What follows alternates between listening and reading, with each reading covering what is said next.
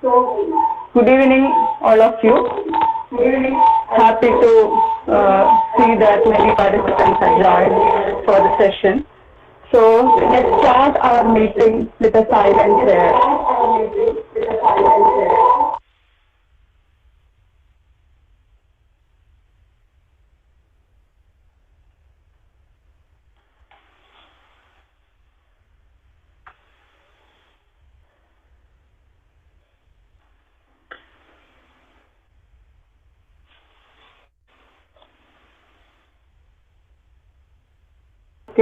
Okay, let's begin our session. In the screen, we can see program details which I had already shared with you. That is ISOLA Kerala chapter. ISOLA means Indian Society of Landscape Architects, Kerala chapter, and Marian College of Architecture and Planning, Thiruvananthapuram, jointly welcome for you all for the session. And I will introduce Architect Rohini Prasad, who is the Honorary Chairperson of ISOLA Kerala chapter, for the welcome address. Handing over to you, ma'am. Good evening to all. Yes, ma'am. I hope everyone is in good health and keeping care of everyone. On behalf of ISOLA Kerala chapter, I welcome Srimati Anita Shanti, ecologist, our guest of this meeting. I also welcome ISOLA members, non-members, other professionals, students to this online meeting. In fact, chapter has already planned an offline concluding WLAM program at Kochi on 1st May and plan to present this presentation at that time. But unfortunately, we couldn't do it. We had to postpone it due to this pandemic situation. Anyway, I appreciate the effort and congratulate Architect Professor HOD Ganga Krishnan and her students of Marian School of Architecture. Congratulations, Ganga. Once again, I welcome all you, wishing you a good health. Thanking you. Thank you, ma'am. So, let's come to the program. So, we'll start our session. Already, I think very less people are joined. Already 92 have registered. I think they will join soon. So, thank you, ma'am, for the warm welcome to the session. Welcome address to the for the session. Title: A Retrospective into Trees in Urban Context, based on the experiences from Thiruvananthapuram city, capital of Kerala. So, firstly, we'll start with the video documentation titled The Greenery or Pachap. It's done by second year BA students, Bachelor of Architecture students of Marian College of Architecture and Planning, Thiruvananthapuram. So, we'll move to the video documentation soon.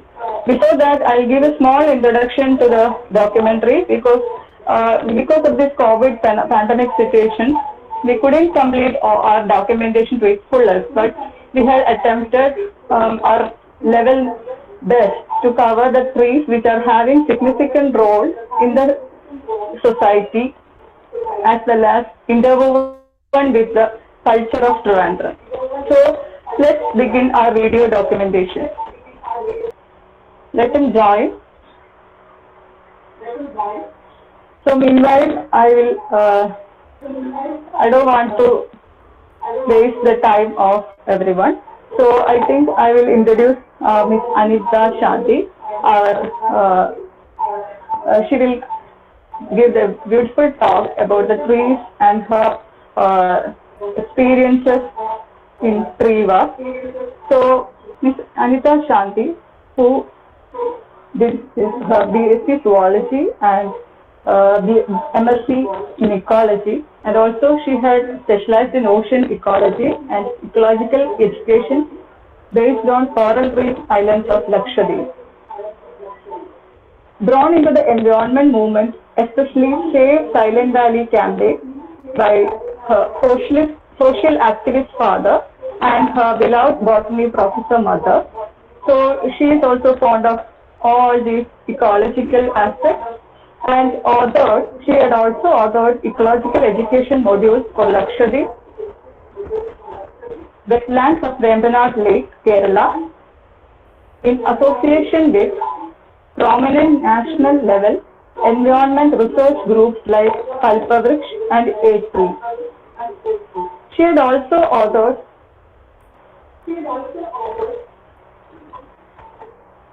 No Echoes Kudamkulam on the environmental perspectives of community about nuclear energy.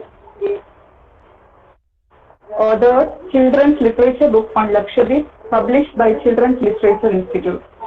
Also, she had started a wonderful movement that is Tree Walk in 2012 in memory of her beloved mother, Dr. C. Tangam. Presently, she is coordinating a project of MDS Youth Choir, Healing Touch of Music. So, I would like to welcome you, ma'am, to the session about our trees, our friends that are trees. Good evening. I'm indeed honored and happy to be here. And as Ganga so profusely pointed out, to present before you certain views and experiences and observations that we have been having in Tree Walk over the past 9 years regarding trees, which are often overlooked and noticed only when they disappear. You just look back on your life, each one of you. You remember the tree only when it's gone. When a tree goes, you remember it, and then you realize that there is no tree. There are no flowers, there are no fruits. And then you look around and you wonder where has it, what happened, where has it gone? So actually, Tree Walk was started in 2012 for 3 reasons. One, as I said, Tree Walk was started in 2012 for 3 reasons. One, as Ganga said earlier, it was started in memory of my botanist mother, Dr. C. Tangam, who shared her very special perspectives and love for trees to the 4 children, that is myself, my sister Shanti, Shankar and Ashok. All 4 of us grew up in an atmosphere where we were always, the reference point was always a tree. For example, if she had to tell us the way to a house, she would say, there's a beautiful cassia tree in full bloom. After the cassia tree, you turn left. So that was the way she presented even a way to us. Also, she would talk to us about handsome tree or a pretty tree. Everything was in the perspective of a human feeling. So we thought that when she passed away, we thought that the best thing that we could do was perhaps talk to people about trees, what each one of us should feel for trees, from the perspective of trees, not from the perspective of human needs. And the other 2 needs, as is it being shown? Yeah. As is explained in the presentation, one was that urban infrastructure, all of us, we know that, especially in Kerala, Kerala is actually an extended city. There are no villages in Kerala. All of us are living either in urban or semi-urban situations. So when infrastructure develops, it does not factor in significant issues like green lungs, open spaces, recreational spaces, and so on. And the second need that we felt was that, and also in 2008, 2009, massive tree felling happened in Trivandrum, as you can see, and a group of people would come together and resist, and sometimes even the planners and developers and ward councillors would attack this group of people, saying that you are just romantics, tree romantics, tree poets. So we started campaigning many kinds of this particular picture is of the IFFK, the famous International Film Festival of Kerala venue, where we went and campaigned with the people that, look, let us plant, of course we have to say goodbye to trees, But for the ones that we lost, let us try and start a campaign to plant, to replant, and let us react and respond. And also, the vestiges of green biodiversity in the city of Trivandrum is amazing. And we thought that we should document. There are rare, endemic, endangered trees, many life forms like birds, butterflies, and mammals, the whole ecosystem of the city, which makes the city livable. And then we started the tree walk. So tree walk, the modus operandi of tree walk initially was to have a series of walks. In the past 9 years, we've had over 100 walks. As seen from this, you can understand. And it was also, we believe that it has to do with attitude. What is your attitude towards it, to your surroundings, to nature, to one another? So we thought that the thrust should be not on the benefits of trees. Normally people ask you, what benefit does a tree does?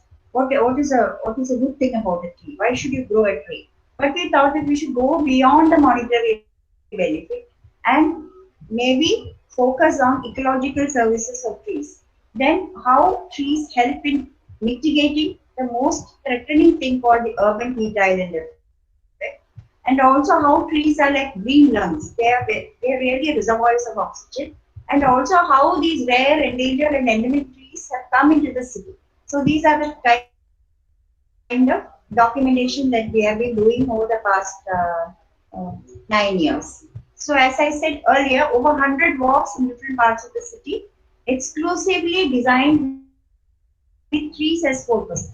I remember many media people would call and ask us, who's the VIP? And we would say the tree is the VIP. You know? For us, the tree is the VIP. And all of us are just there to watch and see the trees. And we also have some special walks called the Wonder Dozen trees, rare and endangered trees like that, which are special walks, especially for students and children, so that they get oriented to looking at trees in a different way. And so, the most interesting and the most exciting thing that we did, which we really missed during this lockdown, was to document the green wealth of selected schools along with the students. And that was a really massive program that we had, but which we had to discontinue. Then we were forced to actually, though we started with the feeling that we should introduce trees to people, we were forced to take up campaigns because many of the trees that we love or many of the trees that we document were on the verge of getting cut. So we have a series of so-called success stories where we were able to intervene and stop trees from cutting. If any one of you are familiar with Trivandrum, and if you pass by Palayam after the College of Finance, which is almost like a heritage zone, there is a horrendous building of the Kalyan Silks. I'm sorry to say this word, in which there was, in front of which there's a beautiful rain tree. So they were planning to cut the tree, and we intervened and had a big event, and we were able to protect the tree from losing its life. In the same way, many trees. The most recent one and the most interesting one that we intervened was a 150-year-old mango tree in Kerala, Rajbhavan. Then this rain tree in Pallimukku Junction. Rajbhavan tree was really interesting because of lack of time. I won't tell you the whole story, but someday I would like to really write about it and tell people, we should intervene. But sometimes we think, what is the point in intervening? Will there be any success? But we are able to sometimes intervene, and it is so amazing that the governor of Kerala, he picked this up and he gave us an appointment, and we were able to go and talk to him, and he intervened. There was a lot of vested interests which worked against cutting the tree, which worked for cutting the tree, but we were able to, Tree Walk was able to give a scientific report proving the health of the tree. For security reasons, we were not allowed to take a picture of the tree, but the ones among us who saw it remember this tree as a huge, beautiful, tall, old, like a grandmother in full flower. So obviously a tree, like human beings, if it's in flower means it is in good health, otherwise it would in flower. So that was a logic that we used with the governor, and he has issued an order to stop the cutting of the tree. So small successes which matter, Like that, this tree also in Pallimukka we were able to save. This was in 2015, and the nearby school, Peta school children wrote postcards to the collector. Thousands of postcards were put in this particular post box that you see near the tree in the picture, and we walked up till there and put these postcards, and the collector intervened and issued an order which reached the police station. Nearby police station issued an order that the tree should not be cut. So one can really, make a difference if one is able to act with a certain kind of will and energy and commitment and love. And there was this cane tree. It is called a Kadamba, the famous Kadamba tree of Krishna, Lord Krishna. And there is this single specimen in the public library. And this particular building, while it was they were planning to build the thing, we realized that this tree is very special. And I have to remember the late General S.K. Pilla, who was a very active tree walker and a very good citizen of Trivandrum, who took it up as a personal cause and intervened many times. And luckily, the librarian. Here, I would like to say that single individuals matter. Individuals' attitudes matter. The librarian took special interest and assured us that the tree would be retained, and it is now growing in full glory. Then this Madras thorn tree near the Hanuman Temple, Palayam, is also another example of a tree that we were able to save because the consultant of the road fund board was very sensitive to trees, and he said, okay, even if it is one tree, I will see to it that it will be protected. And if you pass by, you can see that they had placed they wanted to place a signal right in front of the tree. So they said that this tree has to be removed, but he redesigned the placement of the signal in such a way that it now stands a little away from the tree. People can see the signal. The tree does not disrupt any kind of traffic. Then there was a very rare agar tree in the Talcott guest house, which they wanted to cut because a building had come, and many of the people in the guest house felt that the building would be destroyed because the tree roots and branches are going to destroy the tree. So we put up this logic of who came first. Which came first, the tree or the building? When you were planning the building itself, the tree was there. Then why did you not? And I would like to say that it was Alphonse Kannanthanem, who was then the central government minister, who intervened and spoke to the chief minister, and we feel that it is this intervention which saved this particular agar. Now, another thing that we are trying to convey, of course, single trees matter. The value of single trees in an urban space is very important. But more than that, green spaces and compounds are being compromised for development. For example, a school, when you turn it into a smart school, one of the first things that is being done is to cut all the trees and then make some building there. But we have been campaigning for retaining the green spaces and compounds. And as you can see from the presentation, at least 5 or 6 attempts we have made which focus on why we should conserve green spaces and compounds, especially in the context of this terrible threat of climate change, where we are facing either unprecedented rains or terrible summers, as we are facing even now. So the only answer to a certain extent is to retain these green lungs, which would absorb the urban heat island, which is a phenomenon now very much in the discussion, and also to make sure that you map your compound in such a way, as we did in Gold Club, so that we can focus on areas that can be developed and areas that can be protected. So some areas need to be protected because you would have a red tree there, which you cannot, replace by compensatory planning. Now we also have this Attakulamira School campaign, which was a big attempt that a few of us did along with the Attakulamira School Samrakshana Samiti, which is almost a 150-year-old school in the heart of the city. And we gathered and garnered so much of support that finally the government had to revoke the decision to hand over 2.5 acres of the school to the Land and Development Authority to build a mobility hub. The reason for this was that the school, this beautiful government school where a lot of people from very impoverished backgrounds sent their children, was marked as it didn't have enough students. So that is the reason. Instead of upgrading the school and making it viable for poor people to send their children, it was decided to just demolish the school and give it over to FIDA. So we were able to intervene and intervene legally so that the whole thing was protected and land was handed back to the school. So now it remains as a green ground, a source of oxygen in the most crowded eastern area of Dubai. And another important thing that we have been doing is, so how does one reach these concepts to the people? Because you can't keep on saying no, no, no. You also need to say yes. You also need to come up with things that are proactive, which are creative, which people can become part of, which people feel good about. So we started a series of exhibitions. One was on the ecological value of trees in the greenland of Attakulla Central High School.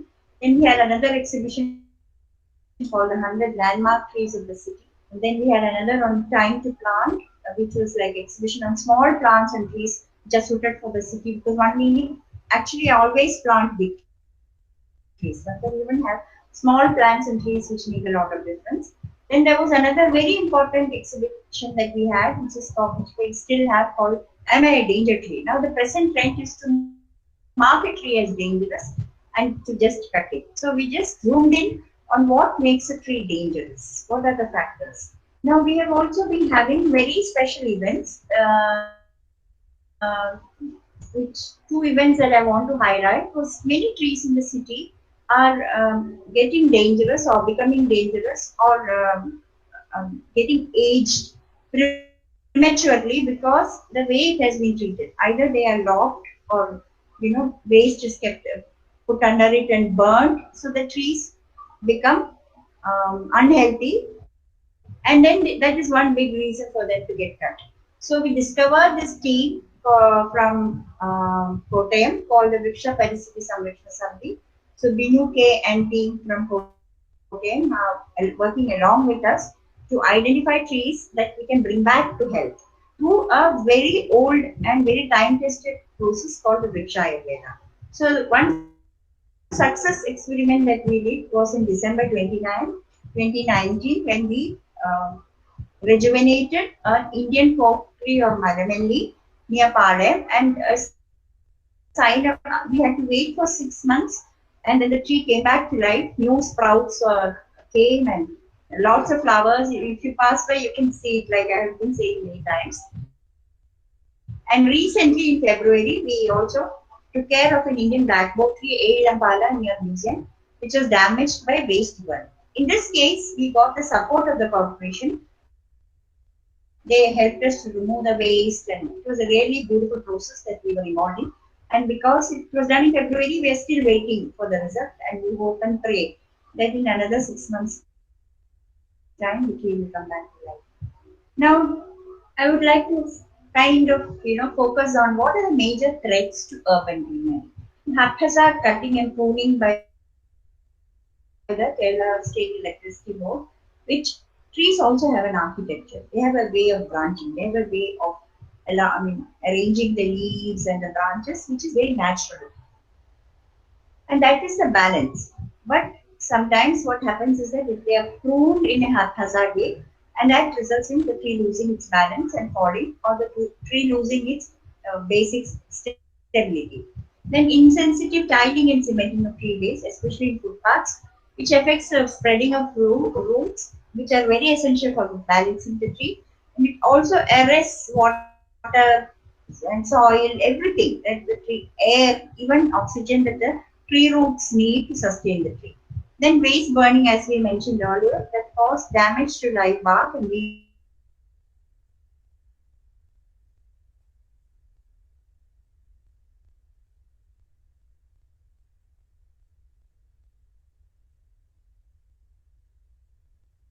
trees. Trees are formed, and this we have been seen over the past few years. Then also choice of unsuitable species that are unable to cope. Many of the species that is planted along our roads are not our own. They're not indigenous. You have exotic species like bull moher or jacaranda or dakshintaru, which are unable to cope with the increase in heat and rainfall. They're not sturdy trees. They're softwood. So they break and fall, and sometimes they just collapse onto a car or on a passerby, and then it becomes a huge hullabaloo. So we have to really choose species that are suitable for our climate and our rainfall, and also which give us good shade and sometimes flowers. We have to really be going for a new selection process. That is what we have understood from this work that we have been doing. Our learnings is that this city is still a fascinating green space, and there are so many rare, endangered, endemic trees, and so many open spaces that need to be protected. We have 100 wards in the city, and each ward we feel should have a park with selected species of plants and trees, which increase pure air, perform carbon sequestration, mitigate adverse effects of climate change and global warming. Now we have to make sure that all expansion schemes of public spaces, like schools, institutions, should factor in the retention of existing species. Here I feel that architects and builders and planners have a big role, because recently a huge area in the mental hospital of Trivandrum was just cut off because some building was coming there. And if you just look at the land, you can understand that of the 10 trees that were cut, at least 6 or 7 could have been retained and the building redesigned in such a way, especially since we have this history of association with the genius in architecture called Laurie Baker. So we have forgotten the lineage that he left behind. And for us in tree walk, protecting the tree is not an environmental issue. It's an economic issue because of the benefits that the tree gives to us. If you really calculate it, the economics of protecting a tree is much more than the economics that we invest in a tree. And also, there is this economics every June 5th, every World Environment Day, thousands, lakhs of rupees are being spent by the government to plant a tree. What is the assurance that this tree will grow? And it is a social issue because, as the study of our team has shown, that so many people are related to the tree in indirect ways. Maybe they take for granted, but the tree base and the shade of the tree is a social space for many to find refuge. It's a cultural space because just go through the tree, the place names of Trivandrum, Kodimoda, Ekimoda, Kanirambara. So many place names have something of a tree in it. So many temples and mosques and churches have trees in it. It's also a political issue. Political issue because if you plant a tree, the minimum time that the tree needs to give you all of its ecological services, including the benefits, is about 15 years. Which means three governments. 5 years, 3 governments. So 15 years. So you should, when you plant a tree, you have to take it as a political issue that 3 governments, subsequent governments, should have a commitment to the tree. Otherwise, you are wasting public money. So it's a political issue also. So that is a kind of attitude that we have been developing in Tree Walk, and we're trying to communicate to the people and to others, and it has been a fascinating process. And between William Blake's quotation, which says that some people, for some who are moved to tears seeing a tree, and at the other end we have people for whom the tree is just a green thing to be cut off and removed. And Bertolt Brecht, the greatest German poet, who said, "What kind of crimes are these? When you talk about trees, is a crime because it implies silence about human horrors." We in Tree Walk have felt this so deeply. When we talk about a tree, it implies so much of silence about human horrors. We are asked not to talk about a tree when there is so much of poverty, when there is so much of deprivation. How can you do gaga about a tree? We have heard this umpteen times. So actually tree walk occupies this narrow space, before between those for whom trees are green things standing in the way to the time. So when talking about trees is almost a crime. But we need to think and talk from the perspective of non-human life also. And the best and the most prominent examples around us, which we can take up, are trees. Because they're silently making human life possible. I don't have to list all the services that trees do. They remove air pollution and this time of climate change, carbon sequestration, reduce emissions. And we also now know that trees are the best mood boosters. They cause so much of stress relief. A green space, looking out into a green space can make you feel so good because it releases oxytocin, the happiness hormone in your system, and you feel happy. All of which can actually be quantified also. So that is the kind of a message that I want to convey to all of you. Please, from today onwards, start looking at trees in a different perspective. I'm sure most of you will be doing it. So, actually, a small, I'll end with a small calculation which was done in 2018 by the US Forest Services Association, which said that the urban forest of green canopies provide roughly $18 in annual revenues. Maybe a few of us only are moved by the trees and by the laws of a tree. But if the rest of us who are not moved, but who can understand economics, who can understand the price tag attached to a tree, I hope that they will be moved by this $18 billion calculation. Thank you so much. So, way to go. So you can join us if you're in Uganda, but unfortunately because of COVID restrictions, we've not been having many walks. But we hope we will be able to come back. Or if you're in another city, please start a small group. Even if we started with 5 of us, me, my brother and sister, and then 2 friends. But see where we are now.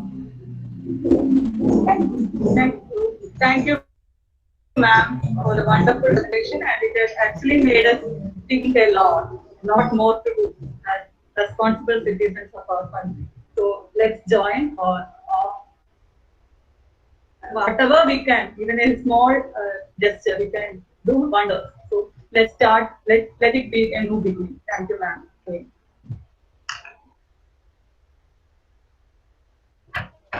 Is the video presentation ready, Neville? Sharing the video. Actually, initially we were planned to start the video, but we couldn't actually, due to some technical reasons, we couldn't help. So now we will do the documentation done by our second year BA students of Marine Culture Architecture and Planning. So they will share the video now. Yes, Nevin, start the presentation. Okay.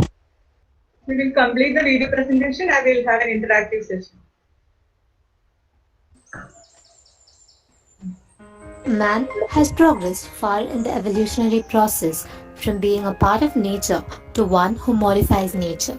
Humans evolved into an advanced species, and their habitats evolved as well, from caves and trees to tents, settlements, and city dwellings. Trees, as a natural element, played an important role in the evolution process. They live in both an ecocentric and an anthropocentric world. Trees represent man's instinct to be one with nature, particularly in urban settings. The role of trees in urban environments varies by stretch, be it creating a soothing presence in the ever-bustling city rush or providing a much-needed scenic element to concrete jungles. These green shelters play an important role in various thought-provoking moments in people's minds.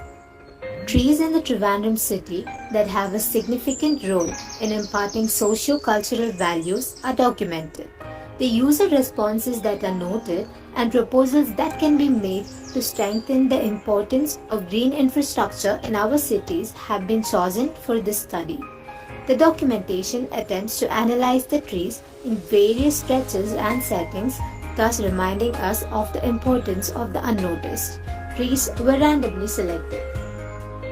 The first tree on this walk is a giant banyan tree, also known as Ficus bengalensis, located in Keshavadasipuram Junction, whose roots have been burgeoning in the soil for more than 55 years. The tree has grown to a height of about 12 meters. Looking back to its origin, initially it stood alone. Slowly but surely, the roots began to spread further and a child taken birth. Yes, a second tree spurted out. Originally, a road ran along the side of the banyan tree, but the NH66 or NH47 old highway project caused the road to be extended and another road to be built. To preserve the tree, the roads were built on either sides of it, resulting in the tree serving as a divider between the two roads. Small shack-like shops line both sides of the roads now. The tree's extensive coverage provides shade to the shops that line the roads on southern side, which is a significant benefit for the shopkeepers because they do not need to look for additional parking and gathering spaces. This provides them with much needed relief in the sweltering Trivandrum heat too. Because people can comfortably view the posters, the tree also functions as a communal space for political party rallies, a cost-free space to hang up posters, advertisements and flags. This tree has seen years of socio-cultural change because of its age, acts as a powerful landmark tree attached to lots of memories in city dwellers and has been the only constant in the ever-changing and developing landscape of Keshavadasipuram. The next tree on our walk is an evergreen fruit-bearing jamun tree, also known as Syzygium cumini, commonly known as Malabar plum, which is found in Barton Hill Colony, Kunnukuri, Trivandrum. A thickly populated place wherein exists a strong sense of community. The shade provided by the tree prompted the establishment of a tea stall. In the evenings, members of the community congregate around the tea stall under the tree. The jamun tree can be viewed as an anchor to this community by providing a common ground to come together as a collective to share their experiences and talk about their day-to-day life. The third tree on our walk is a peepal tree, Ficus religiosa, commonly known as Bodhi tree, sacred fig, etc., on Trivandrum's Manorama Road. A deity named Mardan is placed in the projecting trunk of the tree. Later on, the tree and the deity together have been known as Mardan Kovil. The tree has stood there for the past 40 years. Mardan, the deity, was placed beside the tree a few years after the tree was planted. The tree grows to a height of 12 to 13 meters and has a diameter of 2.09 meters, covering the entire footpath. Earlier, a narrow road used to pass from beside the tree, but when the road was widened, a lot of area was taken up, thus resulting in the tree becoming part of the footpath. The tree's unfortunate location impedes business for the shops that exist beyond the tree. Every Monday and Tuesday, a puja is held at the tree, which draws a large crowd. Some of the customers and shopkeepers are both inconvenienced as a result of this. But because of the religious importance of the tree and the presence of Mardan deity under its shade, there is not much that can be done. The emotions associated with this tree are varied. For some, it is a comforting presence under which they can gather to pray. But for others, it is a cause of great civic and economic discomfort. These conflicting opinions and emotions about the tree make it an interesting case study for this project. In the Tampanur overbridge stretch, which leads to the heart of Thiruvananthapuram, we could experience a tree-lined stretch which is well shaded the footpath, which gives great relief to the pedestrians. Also, it's a shaded paid parking stretch. It was quite interesting to note that the tree friends were taken into consideration by Corporation of Thiruvananthapuram. Necessary measures had taken to protect the tree roots from damage and to prevent the tree in its position.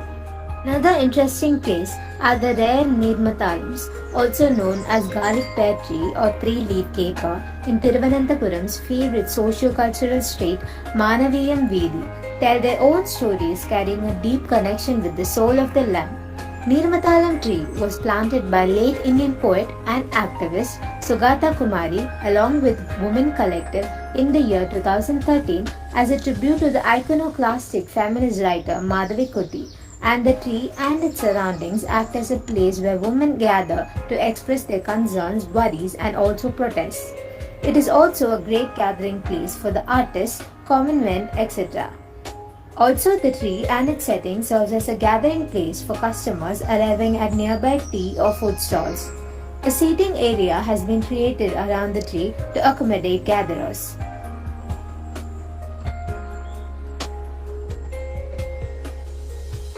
In Altara Junction, close to Manaviyam Veedi, we could locate Siamese trees, two tall evergreen trees, an Elangi Maram, Memisops elangi, commonly known as bulletwood, and a mahogany, Swayantia mahogany tree. Both trees are over a century old.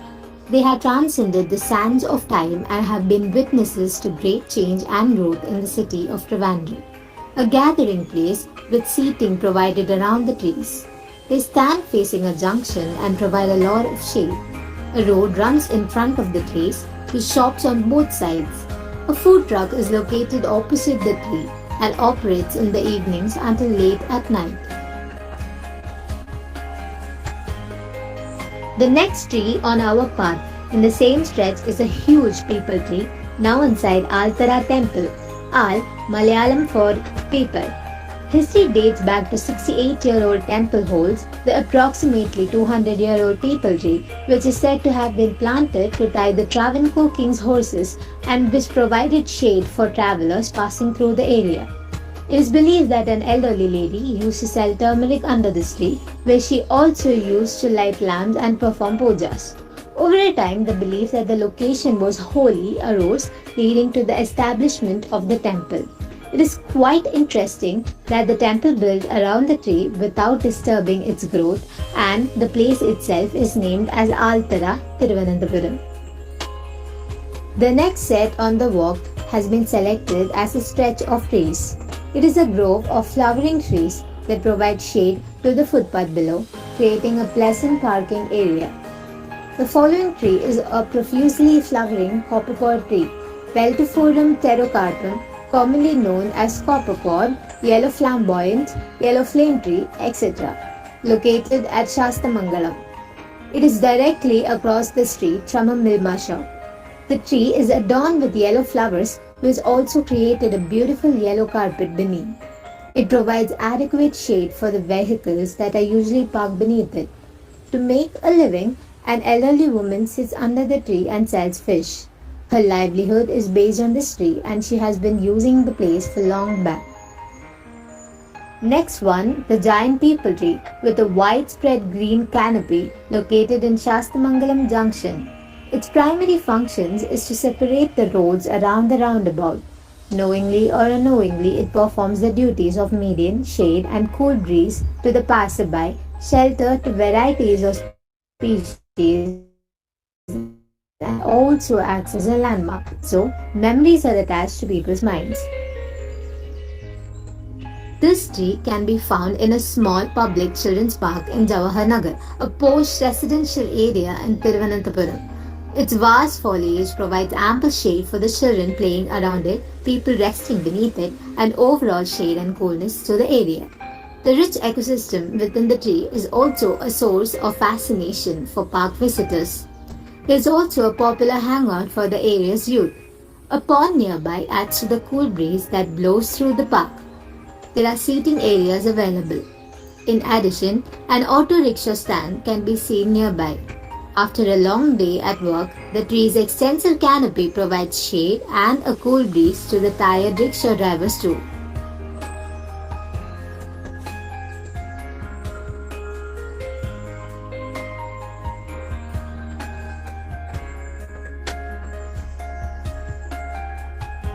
This coppercore tree can be found between Jawaharnagar and Golf Links Road.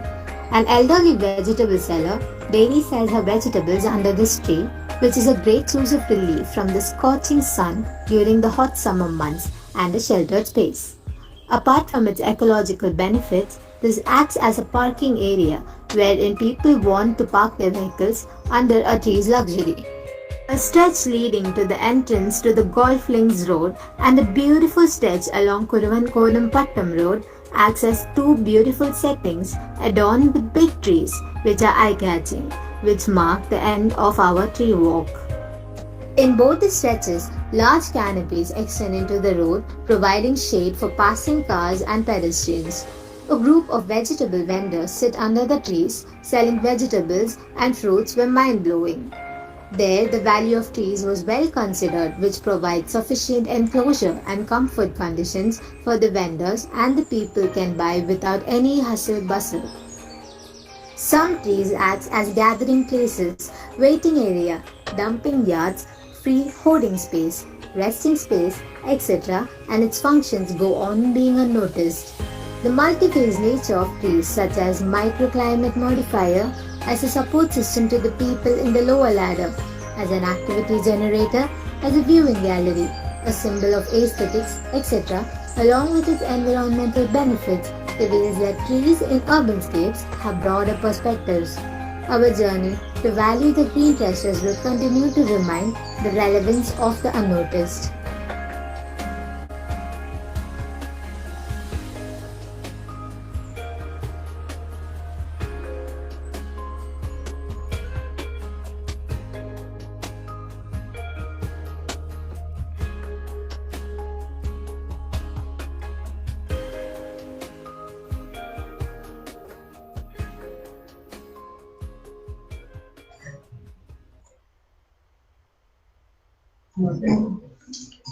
Okay, thank you. Thank you. Nevin. Okay. So I think we can start with the interactive session. You can actually share your queries or suggestions or discussions in this during this time. Can I start, madam? Yes, sure, sir. I'm Ashok Sharma, elder brother of Anita, Yes, who started the tree walk in good to hear that. 2012. Yeah. Before we three of us, along with my daughters, were the five, along with a few friends, other few people who started the tree walk. Now it has become a very big movement. One or two things I would like to say about Tree Walk. It's not a registered organization. It's not registered as an NGO. We don't have a bank account. Even though many of the tree walks required money, we did not have a. There were many suggestions that you register as an NGO, you start a bank account. We have not done that, but we have grown into a very big movement. Thanks to the support, we are just a group. We send messages, SMS. Anita does it meticulously, and we give newspaper reports. Sometimes 10 people come, sometimes 20 people come, sometimes 50 people come. And I just would like to share one memory, when we started the first tree walk in the Uppadamur Palam, where the huge stretch of trees they were planning to cut for widening of that road, and architect Shankar, so many people was there. Dr. P.G. Lada, a student, my mother's favorite student, was TPGRA director, inaugurated the tree walk, and we were faced by the Residents Association people vehemently opposing us, vehemently stating that you are here to, lot of problems we had faced during that first walk. Of course, we could not save those set of trees, but somehow or other that I still remember entering the road when the trees were there, and entering now marks a lot of difference. And one more thing I would like to share. There is a beautiful building in Kaimanam Junction, the Regional Telecom Training Center, where I go to teach the Center for Dairy Science Technology on communication skills. I walk in scorching sun at 9 o'clock in the morning, and when I enter the campus, it's a campus full of trees. You just feel so cool. So one of you, if of course we had planned a tree walk then, but due to the pandemic, we could not do that.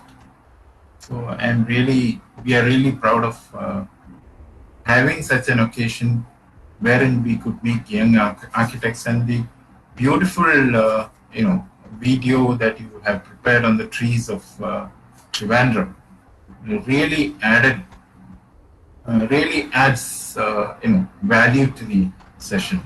And thank you very much for making my evening a wonderful one. Thank you very much. Thank you, sir. Thank you very much for the compliment. Thank you. Anybody else? You have any queries or suggestions or discussions? Please. Actually, students' work, we could actually document only one day. After that, the lockdown issues came, and it was actually announced by the Kerala government for the students to be at home or only through online mode we can teach the students. So we couldn't continue our journey to document further more trees, because there are other lot of trees located in or existing in Trivandrum, but we couldn't, unfortunately, we couldn't cover that, because we all know that because of this present situation, we are not in a position to take the students out. So, anyways, we are planning to continue our journey, and if there are something to add, we can actually, if you have some suggestions for the next journey, we can actually add that suggestion. It will be additions. So if you have something to add, please respond. Actually, I can see a lot of messages in the chat box. Thank you. Thank you, Urmila ma'am. I think I would invite you to have a few words, Urmila ma'am. I think Urmila Rajadaksha, she's actually heading our department. Yes, ma'am, please. It was a wonderful experience to see this, because I actually studied architecture in Trivandrum. Thank you. Many years ago. Very good to see the work, as well as very nice to see the students' work as well. I hope it stays with the students, and probably this could be repeated year after year with the students, so they also see the changes, and they also kind of, create an archive of it, which they can share further as something which they have participated in, and spread the news as well. Probably you are already doing this. Thank you so much. Thank you, ma'am. Thank you for the good words and encouraging things, because we had already thought of because we had selected second year students because they are learning landscape architecture in second year. So I thought of that it would be beneficial to them to look at the trees in a different angle. Apart from the classroom learning, we have students will have another sort of sense experience how each tree is responding to ourselves or our society or in our context. So that's why actually it's initiated a small movement, the history. So actually by God's grace, I got Anita ma'am also to explain her experiences, and I think it will definitely encourage the student community as well as other architect community to look it in a different angle. Thank you, madam. Yes, Anita, I will hand over to Anita. Thank you so much again, Ganga, for giving me this chance to come and talk. I represent Tree Walk, and in the whole, we have a big camaraderie, and so many people were eagerly waiting to understand what the students had done. So I'll take back this wonderful work, very fascinating work that you have started. It's a pioneering work, and I feel that a good architect or an architect who is oriented to the surroundings will definitely make a lot of difference to nature and to the natural world. So I hope that this work will be continued, and any kind of help or anything that you want from Tree Walk will definitely be there for you. And I'm so amazed that I met a few years back, and twice maybe, but somehow or the other she kept this connection, maybe because of her deep love for nature and trees, and she kept communicating. And last month when she called me, it didn't take us much time to connect. So students also, I feel you're lucky to have such a faculty with you, and let's hope that we can work together and meet directly also one day. And thank you so much, all friends of TWOP who were with us today. Thanks to them also. Thank you, ma'am, for your Ganga, this is a good presentation. kind words and supporting words. We'll definitely, yes, ma'am. No, I think we can. Yeah. Ma'am? See, we can go ahead along with Anita. Even I am also interested on trees because I study when we studied architecture in Trivandrum. We used to go to museum area for our landscape classes. We were really thrilled that time. No lots of trees, and like that I fascinated. I like to actually like that I joined the landscape architecture.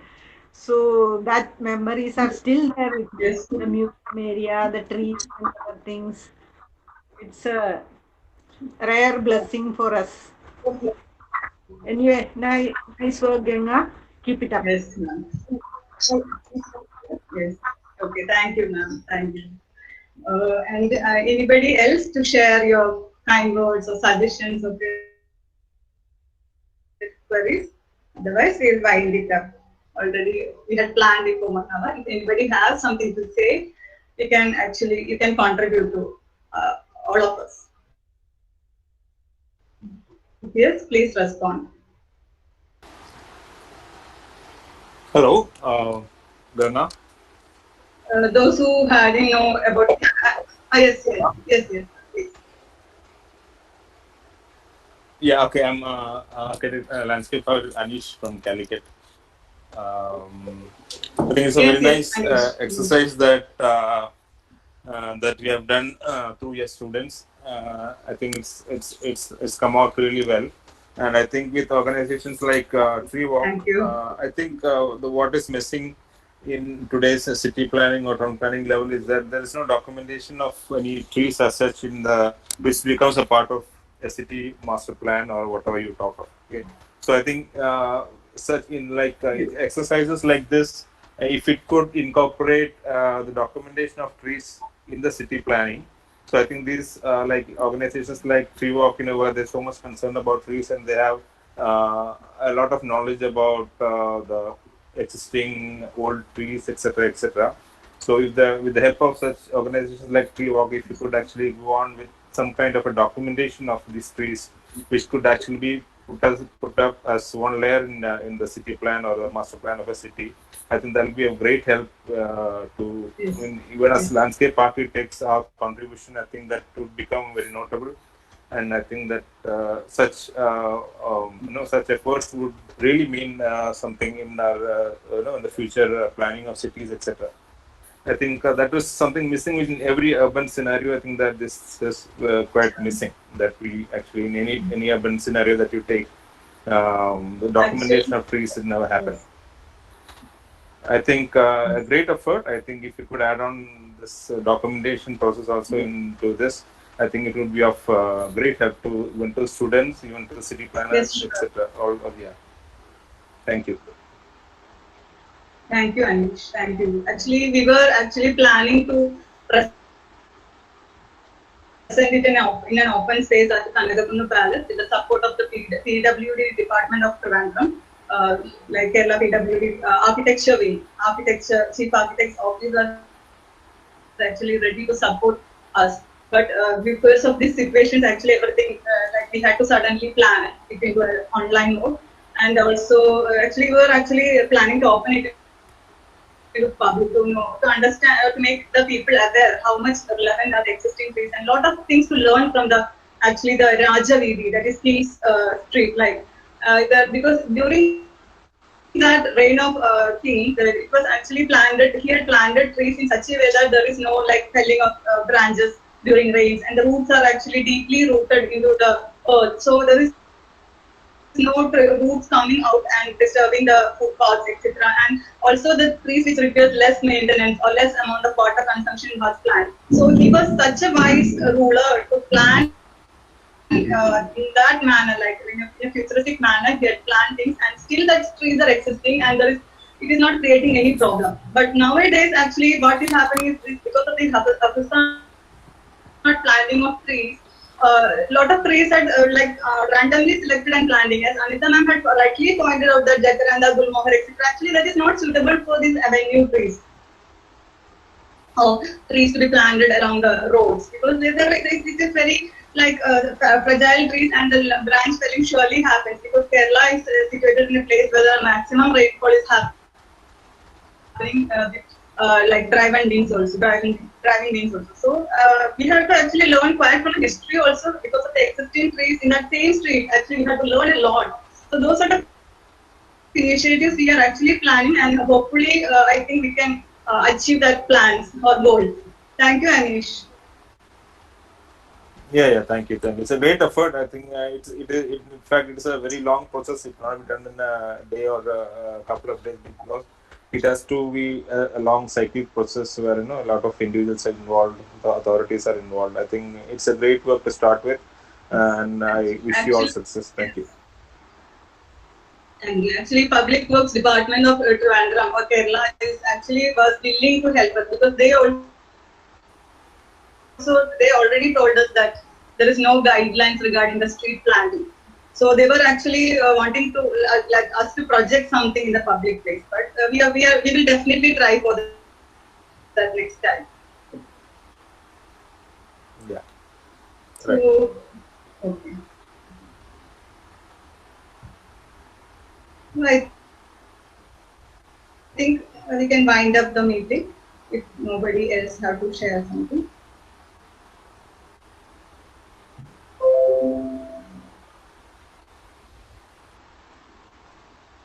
So myself is a practicing landscape architect as well as an academician. I'm working as a professor in Marian College of Architecture and Planning, Tirunelveli. So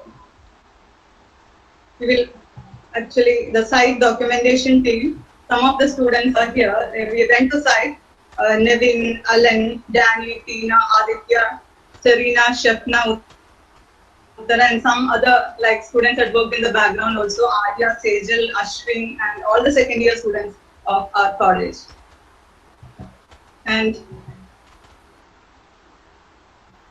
before concluding, I would like to, those who have landscape profession, actually landscape is a common man or a layman in layman's language. It is actually landscape architect is for to design gardens, but it is not only like that. Landscape is a profession which addresses the changing relationship of man and environment. Because our traditional cities were governed by socio-cultural values. We know it can be chowks or squares, and wisdom was self-sustainable, and it had rendered qualitative experiences to a lot of people in our society.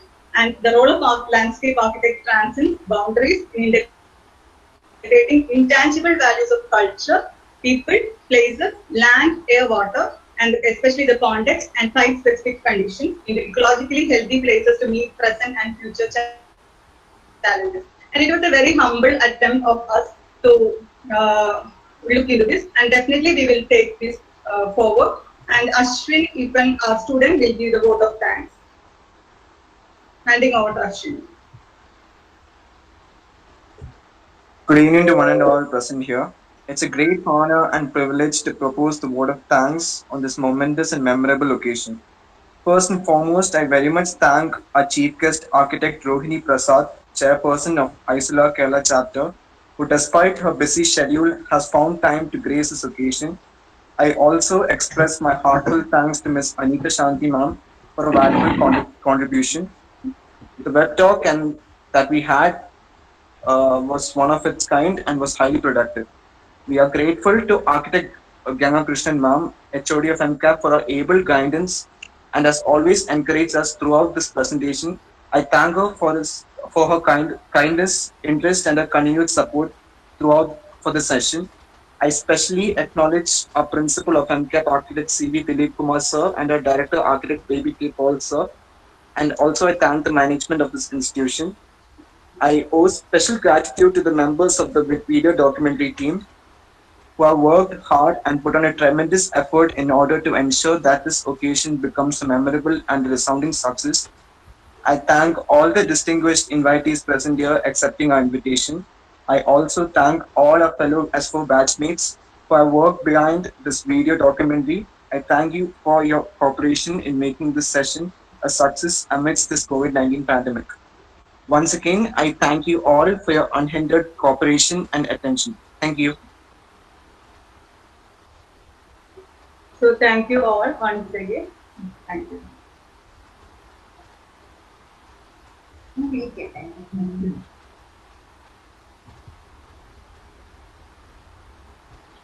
ഇവിടെ